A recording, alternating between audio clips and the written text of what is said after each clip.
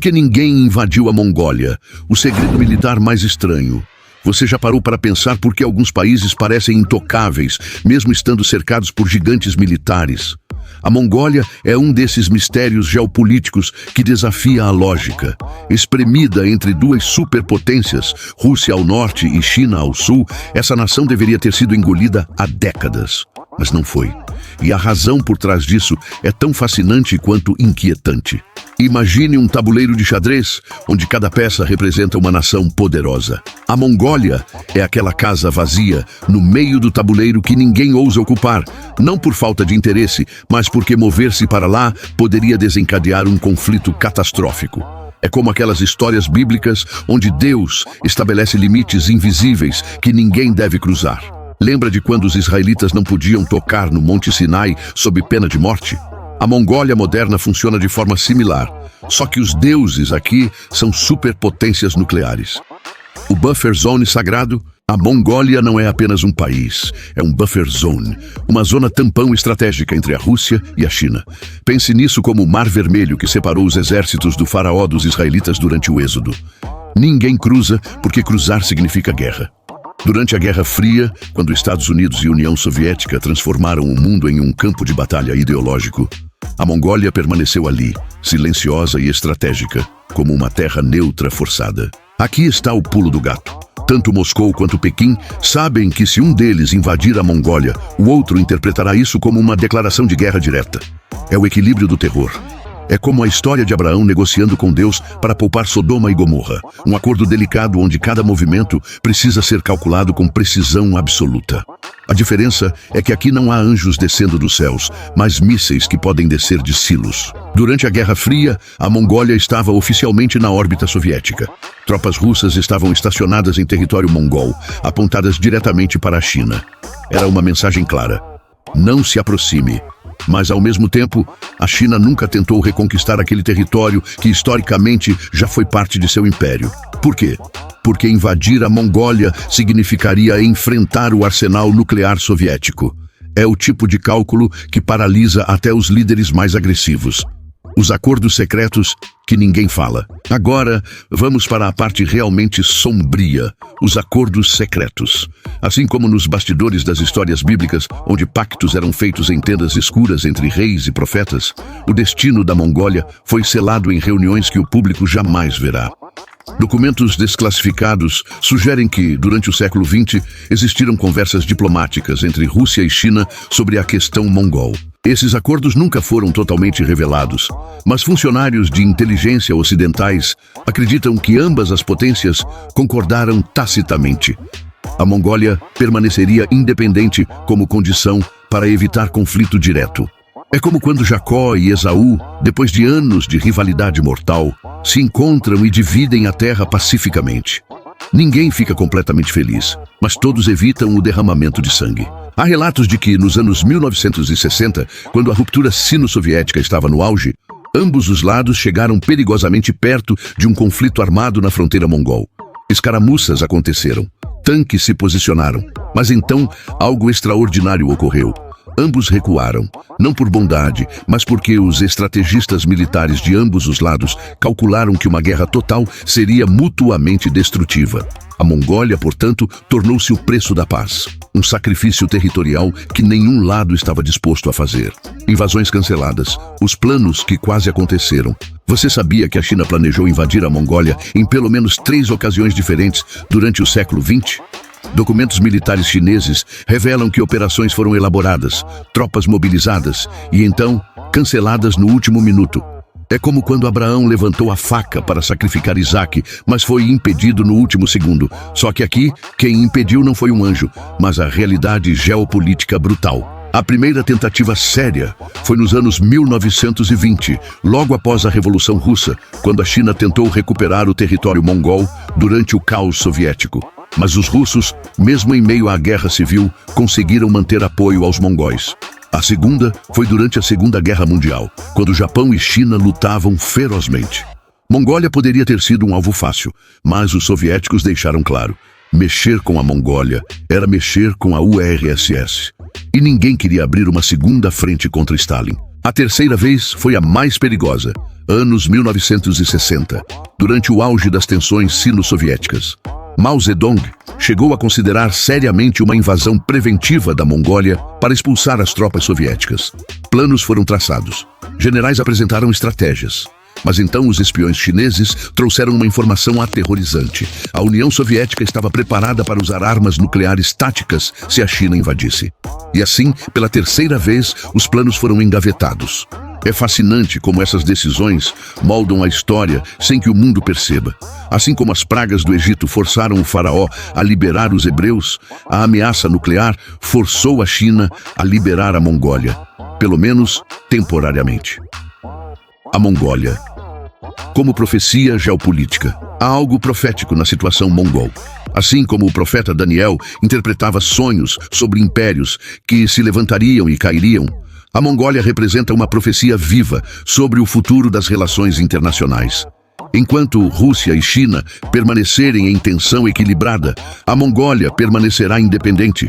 Mas se esse equilíbrio se romper, se uma das potências enfraquecer decisivamente, a história pode mudar da noite para o dia. Observadores militares apontam que a Mongólia investe pesadamente em diplomacia moderna, precisamente porque sabe que sua independência é condicional.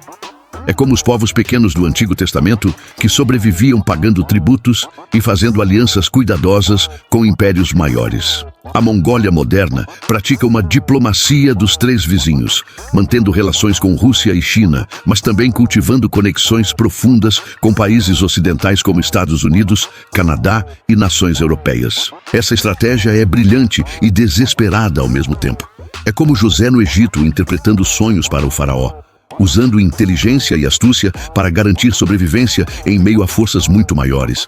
A Mongólia sabe que não pode confiar apenas na sorte ou no equilíbrio de poder. Precisa ser útil o suficiente para todos, mas não comprometida demais com ninguém. O segredo militar mais estranho. E aqui chegamos ao cerne do mistério. Por que esse arranjo persiste? Em um mundo onde potências invadem países menores regularmente, Crimeia, Tibete, dezenas de exemplos, por que a Mongólia permanece intocada? A resposta é assustadoramente simples. Porque tanto Rússia quanto China concordam silenciosamente que uma Mongólia independente e neutra serve melhor aos interesses de ambos do que uma Mongólia controlada pelo rival. É o mesmo princípio que manteve a Suíça neutra durante 2 guerras mundiais. Não é bondade, é pragmatismo frio e calculado. Mas há outra camada ainda mais profunda. Armas nucleares tornaram impossível resolver disputas territoriais por força bruta, quando ambos os lados têm capacidade de destruição mútua assegurada. A Mongólia, portanto, não é apenas um buffer zone geográfico, é um buffer zone psicológico. É o lembrete físico de que alguns conflitos não podem ser vencidos, apenas administrados. Isso nos lembra as histórias bíblicas, onde Deus estabelece pactos que ninguém pode quebrar sem consequências apocalípticas. O dilúvio foi a consequência de quebrar as regras estabelecidas. Sodoma e Gomorra foram destruídas por ultrapassar limites morais. A Mongólia moderna representa um pacto não escrito entre superpotências. Não cruzaremos esta linha porque do outro lado está o inferno nuclear. Lições para nossa própria vida. Essa história geopolítica bizarra nos ensina algo profundo sobre poder, equilíbrio e sobrevivência.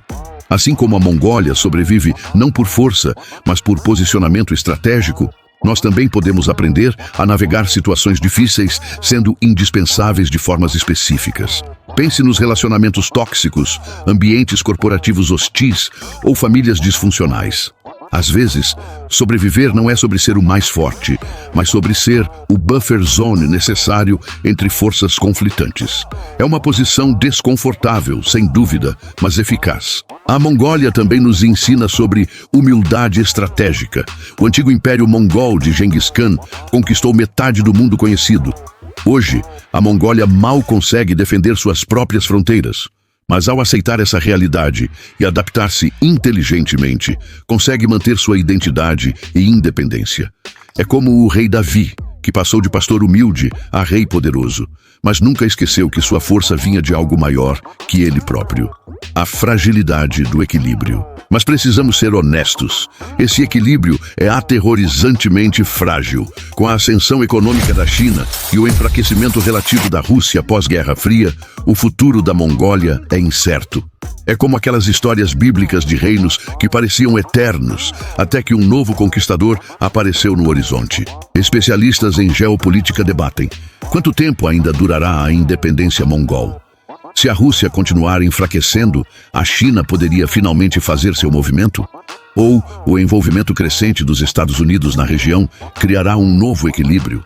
Essas são perguntas sem respostas claras, mas que mantêm estrategistas acordados à noite. A verdade inconveniente é que a Mongólia vive sob uma espada de Damocles geopolítica.